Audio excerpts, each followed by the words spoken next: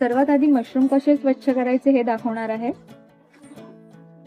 मशरूमचं देठ काढून घ्यायचं आहे आणि आपण लसणाची पाकळी ज्या पद्धतीने सोलतो अगदी त्याच पद्धतीने आपण मशरूम सोलून घेणार आहोत। त्यामुळे मशरूमला लागलेली काही घाण असेल ती पूर्ण व्यवस्थित साफ होते आणि मशरूम एकदम स्वच्छ होतात। तुम्ही पाहू शकता एकदम छान असे मशरूम साफ झालेला आहे। त्याच पद्धतीने मी इतर मशरूम ही स्वच्छ करून घेणार आहे।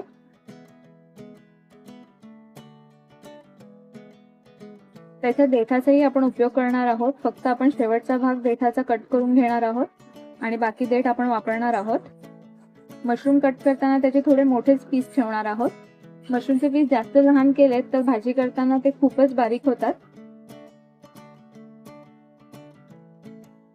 मी कढईत तेल तापवून घेतलेलं आहे, त्यामध्ये मी डाइस शेप मध्ये कट केलेला कांदा परतून घेणार आहे।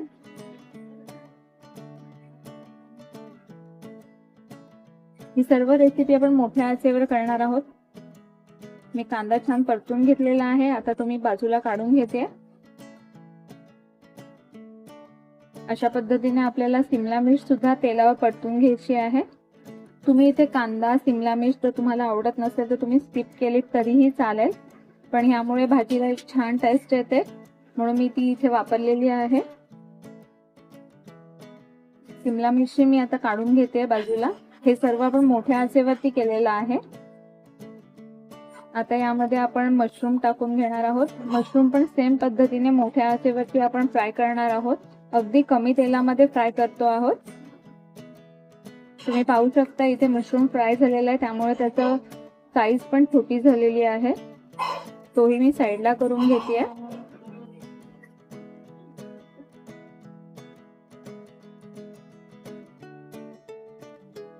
आता मी थोडंसं तेल ऍड करून घेते। आता मशरूम मसाल्यासाठी जो मसाला लागतो तो कसा बनवायचा ते आता दाखवते।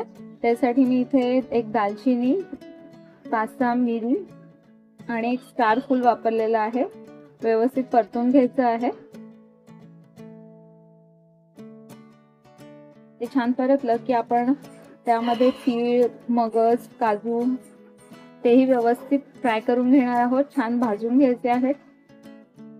हे सर्व करताना बारीक गॅसवरती करायचं आहे, कारण की तीळ तडतडतात, त्यामुळे ते बारीक मंद आचेवरती आपण करून घेणार आहोत। त्यामध्येच मी एक टोमॅटो घालतेय।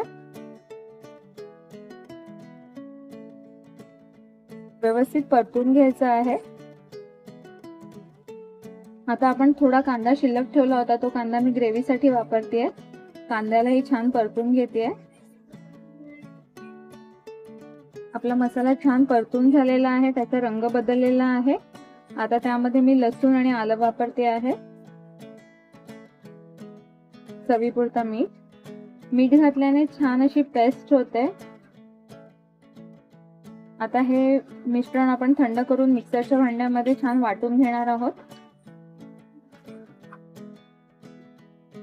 मिक्सरमध्ये त्याची पेस्ट करून घेते। आता आपण कढईमध्ये परत तेल घातलेलं आहे 2 चमचे, त्यामध्ये मी जिरं घातलंय।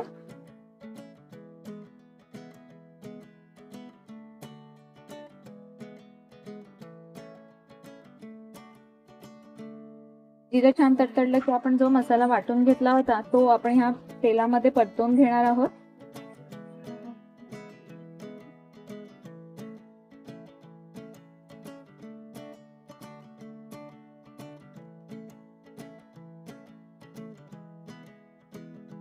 मंद आचेवरती छान परतून घ्यायचा हा मसाला। याला तेल सुटेपर्यंत आपण परतून घेणार आहोत।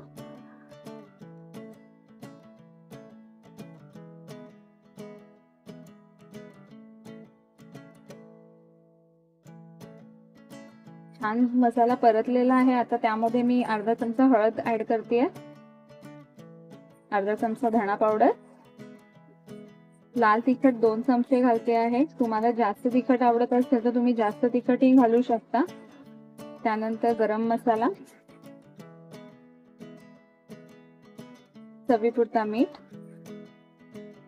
आणि आपण जो टोमॅटो केचप घेतला होता 2 चमचे, तो 2 चमचे मी टोमॅटो केचप इथे ऍड करते। जर तुमची ग्रेव्ही जास्त असेल तर तुम्ही टोमॅटो केचपची क्वांटिटी सुद्धा वाढवा, त्याच्याने खूप छान चव येते। आता आपण हा मसाला व्यवस्थित मिक्स करून घेतोय. तुम्ही इथे कन्सिस्टन्सी पाहू शकता. आता यावरती झाकण देऊन आपण 2 मिनिटांसाठी हा मसाला छान परतवून घेणार आहोत. 2 मिनिटांसाठी झाकण दिलेलं आहे. मसाला एकदम छान परफेक्ट असा तयार झालेला आहे.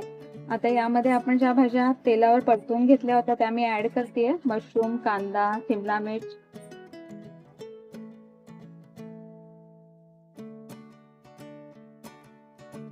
सर्व भाज्या आपण व्यवस्थित मिक्स करून घेणार आहोत.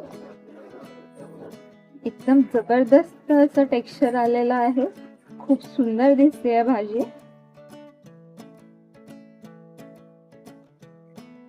यामध्ये मी थोडंसं पाणी ऍड करून घेतलेलं आहे आणि परत आपण ते व्यवस्थित मिक्स करून शिजवून घेणार आहोत.